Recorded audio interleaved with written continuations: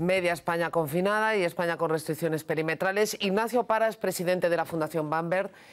Ignacio, ¿qué tal? Buenas tardes.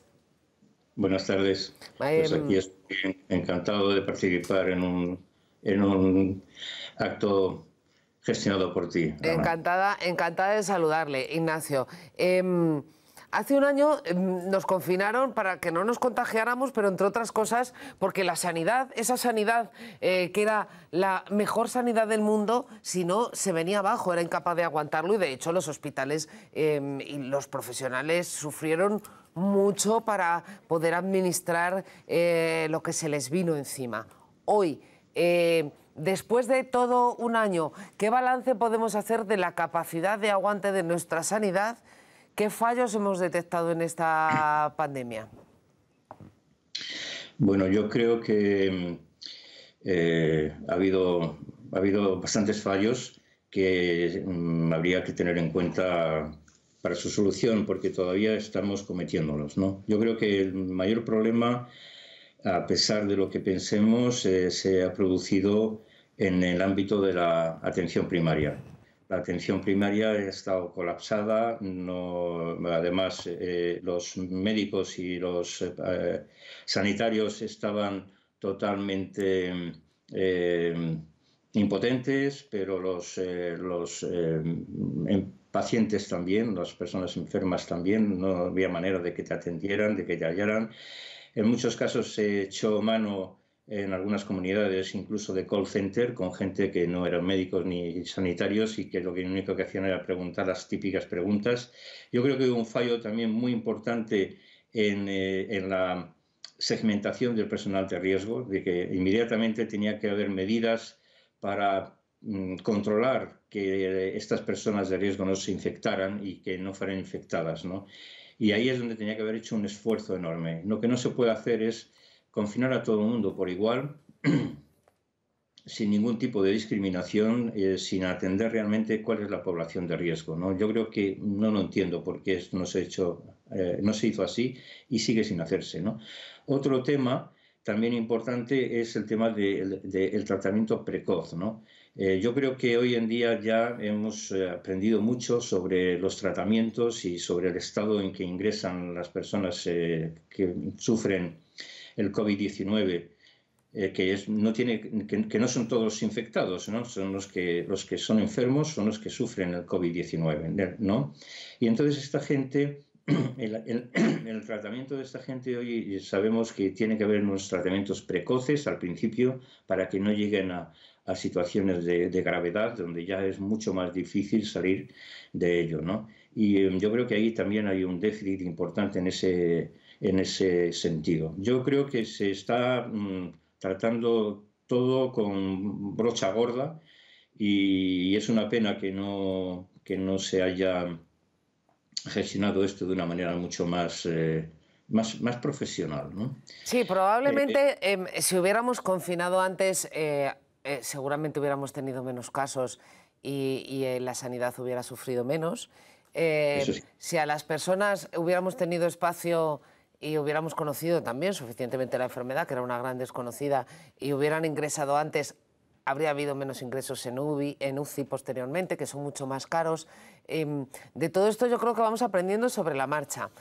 Como experto, Ignacio, en gestión sanitaria y en evaluación económica del sistema sanitario, podemos hacer, entiendo que también a brocha gorda, porque los datos son muy preliminares, podemos evaluar el impacto económico que ha tenido en la sanidad pública, que es el gran agujero de gasto de todos nuestros presupuestos, esta crisis?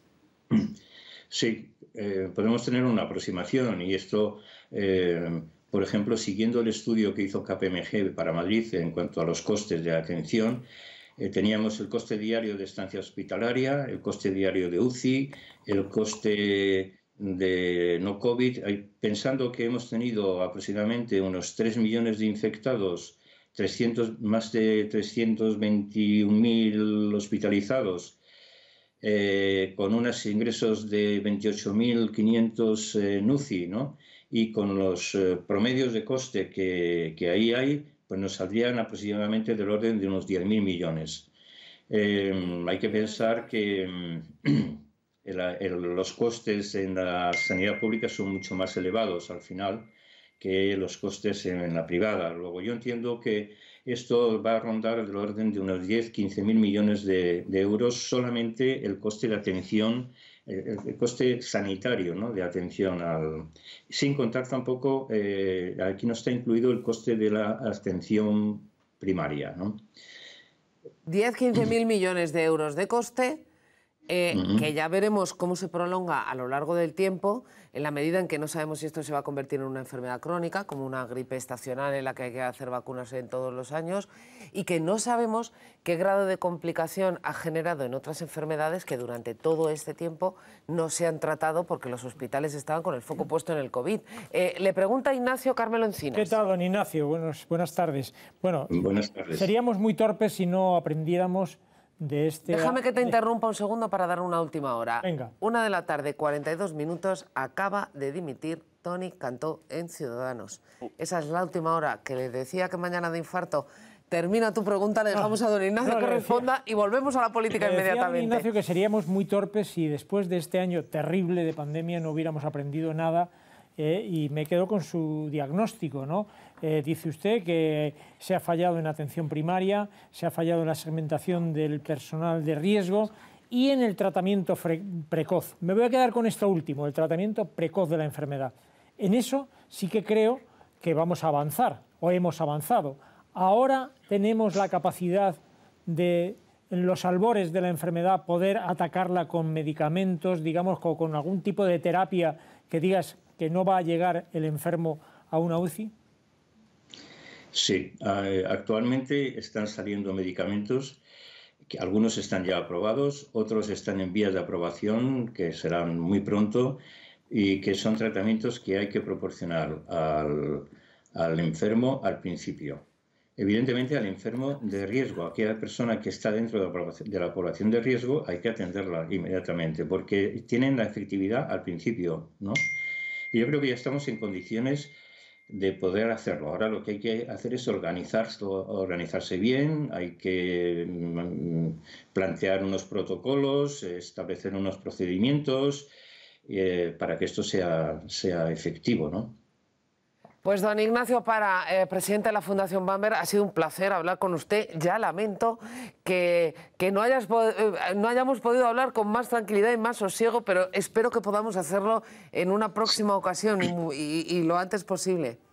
Sí, porque tenía muchas cosas que decir. O sea, que hay temas muy interesantes como lo que se ha planteado antes de qué va a pasar con todo lo que no se ha hecho. Esas patologías graves que no se han atendido, ¿no? Sí. Y que nos van a costar mucho más, porque no es lo mismo atender una patología al principio, en que no va a haber más tratamiento igual que una cirugía, a hacerlo ya más adelantado, donde además de la cirugía va a haber un tratamiento muy largo, muy costoso, y probablemente un resultado en salud negativo. Sí, esto se nos puede hacer bola. Por eso le digo que tenemos pendiente, si me lo permite, una conversación más larga y sosegada, pero es que la política no nos deja hablar con tranquilidad de otras muchas cosas que nos afectan en el día a día. Don Ignacio, un placer hablar con usted. Igualmente. Muchas gracias. Gracias, buenos días.